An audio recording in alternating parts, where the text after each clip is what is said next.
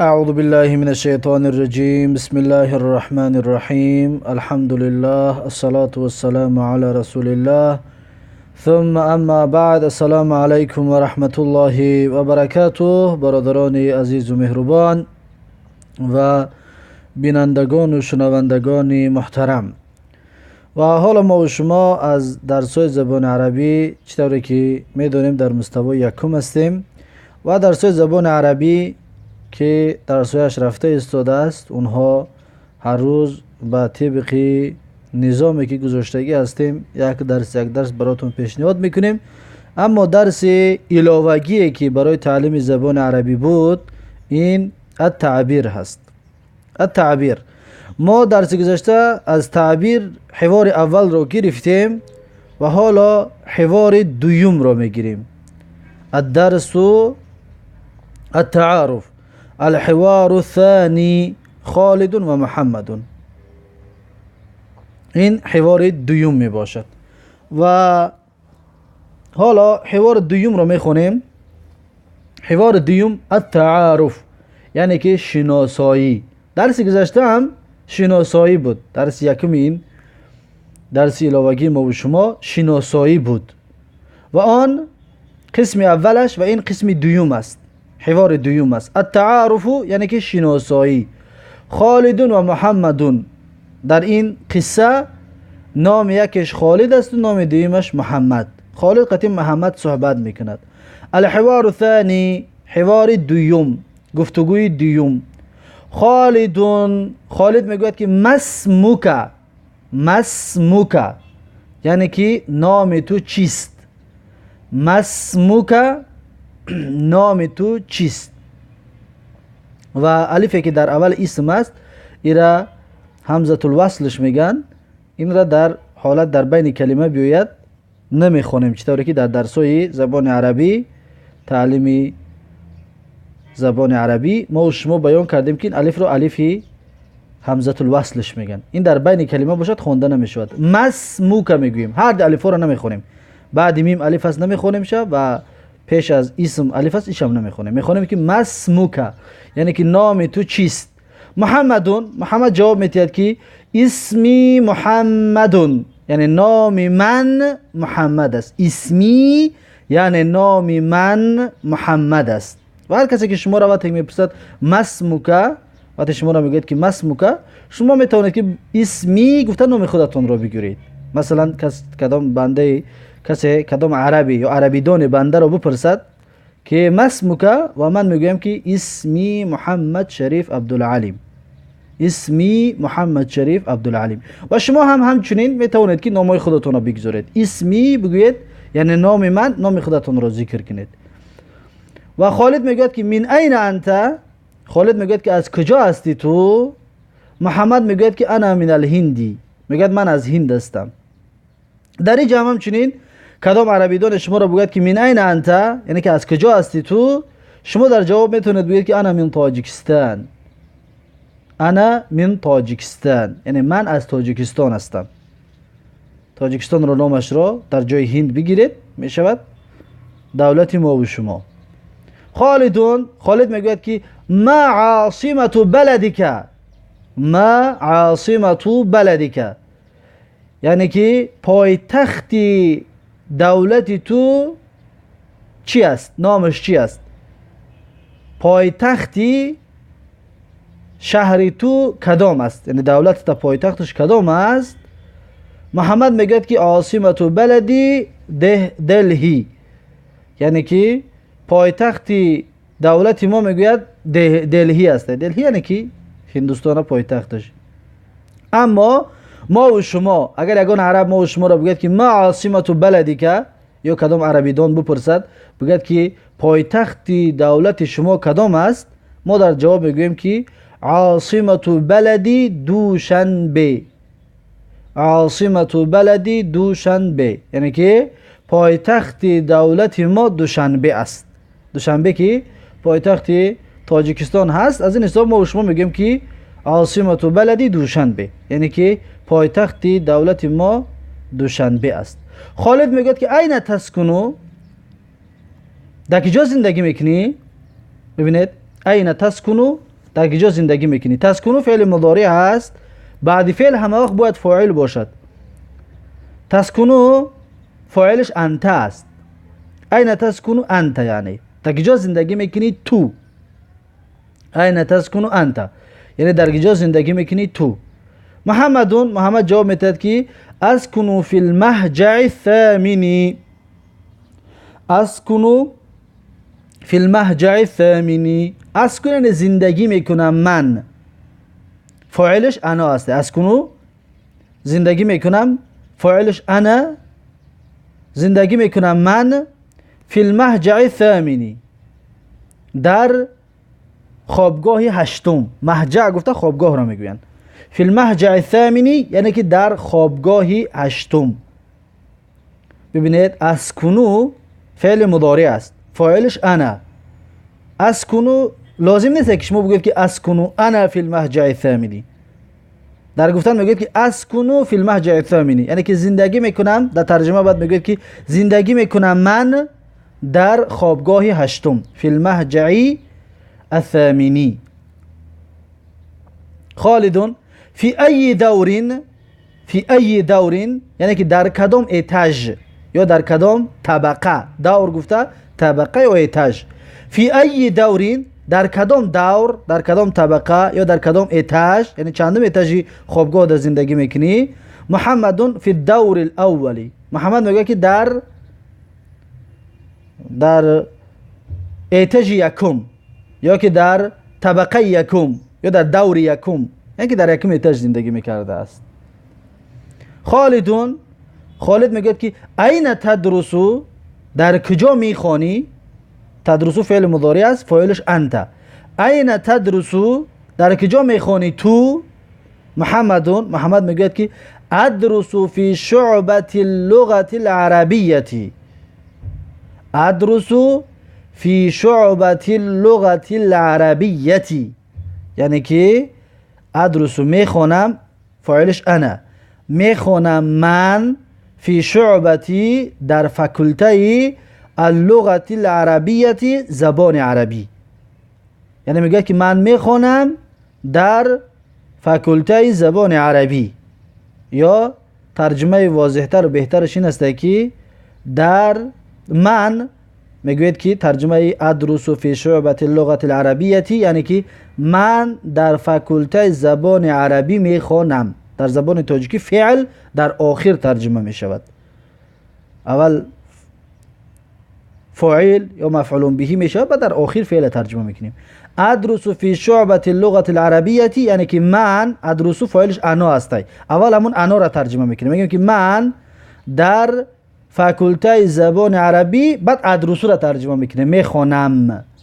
من در فکلته زبان عربی میخوانم. خالد میگه که ماذا تدرسو، چی میخوانی تو. ماذا تدرسو، چی میخوانی تو. محمد میگه که ادرسو اللغة العربیة والقرآن الكریم والحدیث الشریف. ببینید میگه که من، یا اول تحت لفظی ترجمهش کنیم، میگه که ادرسو یعنی که میخوانم من اللغة العربیة زبان عربی رو، و القرآن الکریم و قرآن کریم رو میخوانم، و الحدیث الشریف و حدیث شریف رو میخوانم.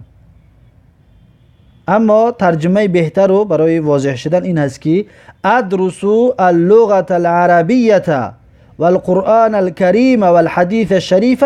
به این طریق ترجمهش کنید که من زبان عربی را و قرآن کریم را و حدیث شریف را میخوانم. من لغت عربی را و قرآن کریم را و حدیث شریف را میخوانم. این ترجمه به تاجیکی ما و شما. خالد میگوید که فی ای مستوى انت. فی ای مستوى انت یعنی که در کدام مستوا هستی تو. مستوا یعنی کورس.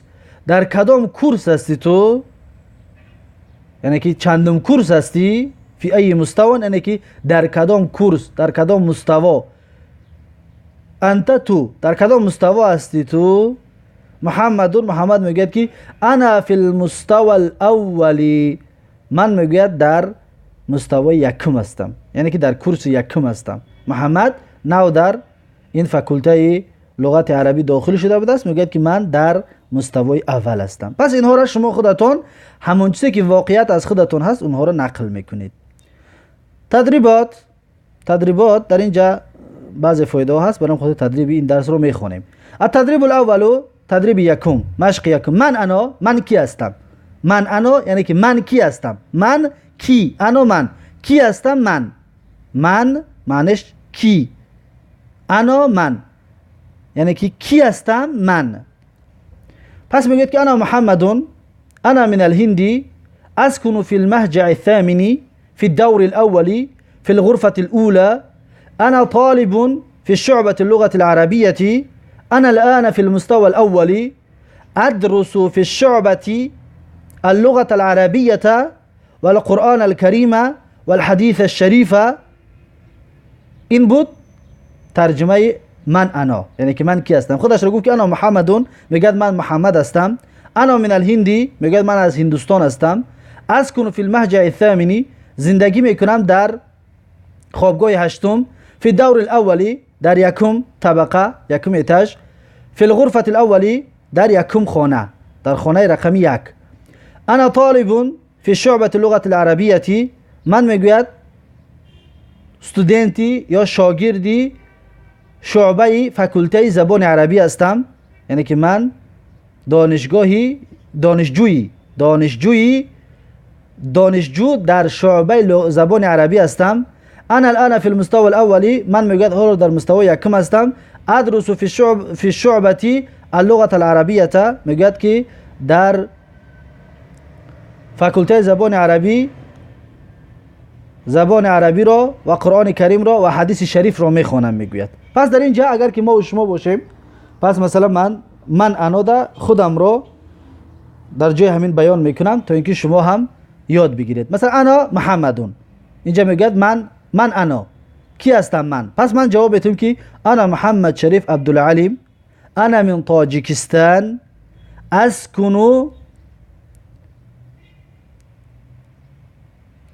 اسکنو فی خارج تاجیکستان، یعنی که از تاجیکستان بیرون زندگی میکنم. اسکنو فی خارج تاجیکستان، خلاصا اون دور اول و غرفش مهم نیست. میگه که انا طالب فی شعبة اللغة العربیه، پس من میگم که انا طالب فی الازهر الشریفی، انا الان فی المستوى الاولی. میشود خیلی من اینم رو بگویم. ادرس فی شعبة اللغة العربیه، یعنی که ادرس فی الازهر الشریف اللغة العربية والقرآن الكريم والحديث الشريف والتفسير وغيرها. پس این بود درسی یکی تدریب یکم. پس میگه اقرأ القطعة ثم اجب عن الاسئلة التالية، بخون میگه قطعه را بعد جواب بده از سوال های می اومدگی. اینه که 1 2 3 هست، اینا را بخون میگه و سوالش جواب بده. من انت، تو کی هستی؟ پس من جواب بدم که انا محمد شریف عبدالعلیم، انا محمد شریف عبدالعلیم. در رقم 2 میگه که من این انت، از کجا هستی تو؟ پس من میگم که انا من تاجیکستان، من از تاجیکستان هستم. در رقم 3 میگه که این تسکنو، در کجا زندگی میکنی؟ پس من در جواب میگم که انا اسکنو فی خارج تاجیکستان، من از تاجیکستان بیرون زندگی میکنم. انا اسکنو فی خارج تاجیکستان، من از تاجیکستان بیرون زندگی میکنم. و رقم 4 اطالبون انت، آیا طالب هستی تو؟ پس در اینجا من میگم نعم انا طالبون، بله من طالب هستم، من استودنت هستم. در رقم 5 این تدرسو، در کجا میخوانی؟ در جواب میگم که انا ادرسو فی الازهر الشریف، من در ازهر شریف میخوانم. در رقم 6 فی ای مستوى انت، در کدام مستوى هستی تو؟ در جواب میگم که انا فی المستوى الاول او فی المستوى الثاني او فی المستوى الثالث، یعنی که یکم دوم سیوم. و رقم 7 ماذا تدرسو، چی میخونی؟ پس در جواب میگم که انا ادرس اللغة العربية والقرآن الكريم والحديث الشريف و تفسیر و تاریخ و نحو و صرف. خلاصه بعد ذکر میکنم، یعنی که من میخونم لغت عربی را و قرآن کریم را و حدیث شریف را و تفسیر را و صرف و نحو را و تاریخ را. خلاصه بعد چیزی که میخونیم را در اینجا ذکر میکنید. التدريب الثاني، تدريب دوم، مشق دوم. اجب عن هذه الاسئله، از این سوال ها میگه جواب تی. سوال یکم، ما اسمک، نام چی است؟ اسمی محمد شریف عبدالعلیم، نام من محمد شریف عبدالعلیم است. پس شما نام خودتون رو میگویید. ما بلدک، رقم 12، ما بلدک، پس شهر تو کدام است؟ پس من میگم که بلدی تاجیکستان، یعنی شهر من یا دولت من تاجیکستان است. و رقم 3 میگه که لماذا جئت الى مدینه المنوره، برای چی مدینه منوره آمدی؟ یعنی که عربستان سعودی، مدینه، شهر مدینه. میگه برای چی مدینه آمدی؟ از مدینه المنوره گفتند مدینه النبویه بگیم، این بهتر و خوبتر هست، به سند نزدیکتر هست. لماذا جئت الى مدینه النبویه، اینجا منوره است، ما و شما نبوی میگویمش. یعنی که برای چی آمدی؟ شهر پیامبر، شهر پیامبر برای چی آمدی؟ اینجا منوره یعنی که شهری که پر از نور است، لیکن مدینه النبوی یعنی که شهر پیامبر، یعنی مدینه شهر پیامبر. برای چی میگه اینجا آمدی؟ بعد در اینجا میگیم که مثلا برای چیزی که رفتگی باشیم همون رو بیان میکنیم. مثلا لدراستی، یعنی برای تعلیم گیری آمدم، یا لزیارتی، برای زیارت آمدم، یا هر چیزی که قصدی که داشتیم رفتگی هستیم همون رو ذکرش میکنیم. رقم 4، ما لغتک، زبان تو چی است؟ لغت گفته زبان رو میگن. ما لغت کنه که زبان تو چی است، زبان خودت رو بیان میکنیم. مثلا من میگم که لغت تاجیکی، زبان من تاجیکی است. لغت تاجیکی، زبان من تاجیکی است. در رقم 5 میگه که کم سنک، کم سنک یعنی که چند ساله هستی تو. کم چند، سنو سن ساله میگن، که تو سنک یعنی سالی تو یعنی که تو چند ساله هستی.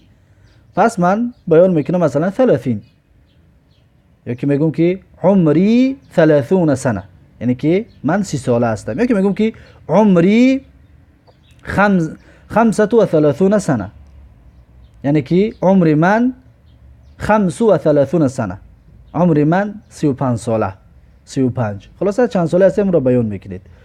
رقم 6 میگه که امتزوج انت، امتزوج انت یعنی که آیا تو زندار هستی، زنداری؟ در جواب اگر زن داشته باشی میگی که نعم انا متزوج، یعنی که بله من زندار هستم. یا اگر نداشته باشی میگی لا من یعنی زن ندارم، لا میگویی. و رقم 7 الک اولاد، آیا تو فرزند داری؟ الک، آیا، لک برای تو، اولاد فرزند، یعنی که الک آیا تو اولاد یعنی فرزند داری؟ آیا تو فرزند داری؟ در جواب اگر فرزند داشته باشی میگی نعم عندي اولاد، یا که مثلا میگی عندي ولد، یا عندي بنت، یا مثلا میگی که بله من فرزند دارم، نعم عندي اولاد، مثلا بله من فرزند دارم.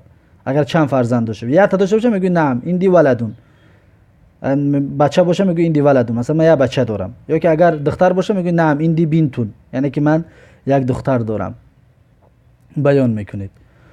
و رقم 8 ادرست اللغة العربیه فی بلدک، آیا تعلیم گرفتی؟ ادرست یعنی که خواندی، تعلیم گرفتی اللغة العربیه، زبان عربی را، فی بلدک در شهر خودت، در شهرت. اگر خواندگی باشین میگی نعم درست اللغة العربیه فی بلدی، یعنی که خواندم زبان عربی را در شهرم.